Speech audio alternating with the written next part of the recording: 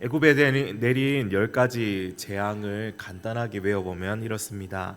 피, 개, 이파, 악독, 우, 매, 흑장. 이 앞글자만 따서 보통 이렇게 외우죠.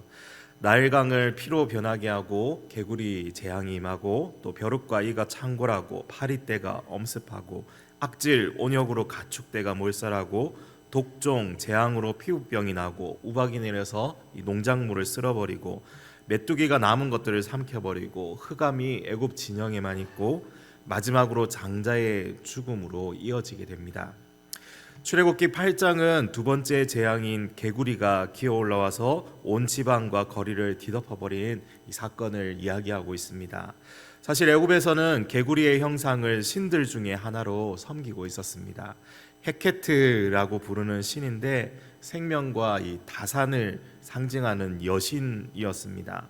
나일강이 범람하면 수많은 개구리들이 태어나는데 이걸 보고 이집트 사람들은 개구리도 신의 형상으로 만들었던 것이죠.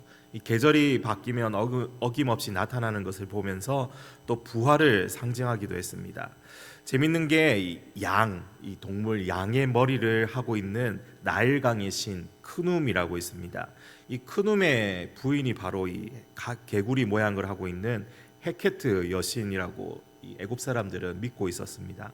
나일강과 개구리는 어떻게 보면 뗄래야 뗄 수 없는 그러한 관계입니다. 그리고 그들에게 개구리는 좋은 것, 신과 연관된 것입니다. 선한 것이죠.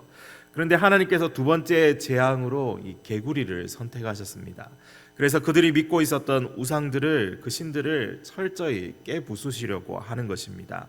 2절에 내가 만일 보내기를 거절하면 내가 개구리로 너희 온 땅을 치리라 경고하시면서 이스라엘 백성을 내보내라고 이렇게 말씀하시죠. 그들이 신성시 여기는 이 것으로 치는 것이기에 그 충격은 이만저만 작은 것이 아닐 것입니다. 그래서 여기 치겠다, 내가 치겠다라는 이 단어를 보면 치명타를 가한다라는 뜻을 가지고 있습니다. 또 패배시키겠다라는 뜻을 가지는데 이것만 봐도 이 심판하시는 하나님의 권능이 얼마나 압도적인 것인지 보여주겠다는 말이죠. 말도 안 되는 이 개구리 신과 그 남편이라는 나일강의 신이라 해도 하나님 앞에서는 얼마나 무능하고 아무것도 할 수 없는지 보여주시겠다는 것입니다. 물론 자기들과 자기 신들이 이스라엘이나 어떤 민족보다 또 어떤 신들보다 뛰어나다고 믿고 있는 이 애굽 왕과 그 신하들은 이 말을 듣고도 아무런 감흥이 없었을 것입니다. 아직 두 번째 재앙에 불과하기 때문이죠. 어떤 두려움도 없을 것입니다. 그런 가운데 그들은 모세의 제안을 거부하고 자기들의 마술사들도 할 수 있는 일이라 여기며 안심했을 것입니다. 하지만 개구리 재앙의 강도는 점점 심해져서 무수히 많은 이 개구리들이 나일강에서 올라와서 그들의 침실과 침상과 화덕과 떡반죽 그릇에 들어가서 그들의 일상을 어지럽게 하고 힘들게 했습니다. 또 개구리가 못 죽어서 그 악취가 나고 이 지저분해지고 도저히 참을 수 없을 정도로 그들의 이 생활 질서를 깨뜨리고 파괴했습니다.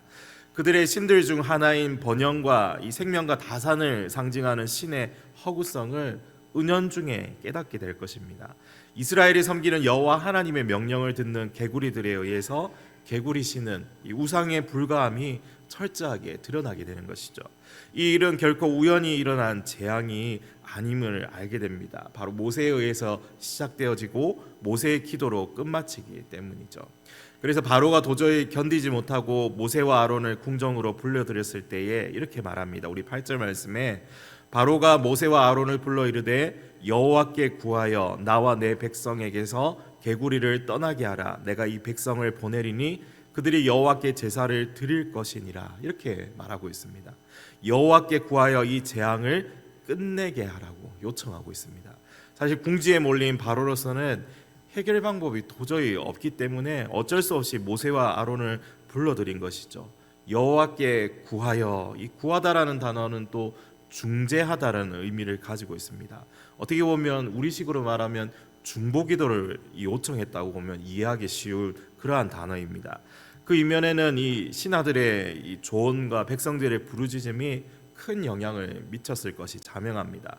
바로는 바로 이 공수표를 날리죠. 개구리 떼를 물러가게 하면 이 백성을, 너희 백성을 보내주겠다. 이스라엘이 여호와께 제사를 드릴 것이다. 모세는 바로에게 직접적으로 이야기합니다. 언제 개구리를 떠나게 해줄까요? 나일강에만 개구리가 있도록 언제 하나님께 기도하면 되겠습니까? 바로가 말하죠. 꼴에 자존심이 있어서 지금 당장이라고 이야기하지는 않고 내일이라고 이야기합니다. 내일이라는 말에는 어쩌면 하루가 지나면 자연적으로 사라질지도 모른다는 그 일말의 희망을 가지고 말하는 것일지도 모르겠습니다. 모세는 바로에게 여호와 하나님의 권능을 분명하게 인식시키고자 합니다. 그래서 10절에 왕의 말씀대로 하여 왕에게 우리 하나님 여호와와 같은 이가 없을 줄을 알게 하리니라고 분명하게 말합니다. 그 길로 왕궁을 나온 모세는 여호와께 간구하죠. 여기 간구하다라는 단어도 급하게 요청하기 위해서 부르짖는 행동을 할 때 쓰이는 단어입니다. 간절하고도 다급한 요청이 바로 간구하다라는 단어의 뜻입니다. 모세는 이 일이 여호와로부터 시작되었음을 알고 있었고 바로에게 약속한 것처럼 내일 수많은 개구리 떼를 나일강에서 나오지 않게 하는 기적을 이루기 위해서 살아계신 하나님 앞에 간절하고 또 다급하게 기도했다는 사실을 이 단어를 통해서 보여줍니다. 그리고 13절에 여호와께서 모세의 말대로 하셨죠. 즉시 개구리들을 움직이게 하셔서 집과 마당과 밭에서 나와서 죽게 하셨고 더 이상 나일강에서는 개구리들이 올라오지 않았습니다. 결코 이 자연현상이 아니라 애굽 땅에 특별히 내려진 하나님의 재앙임을 확실하게 증거하게 하셨습니다.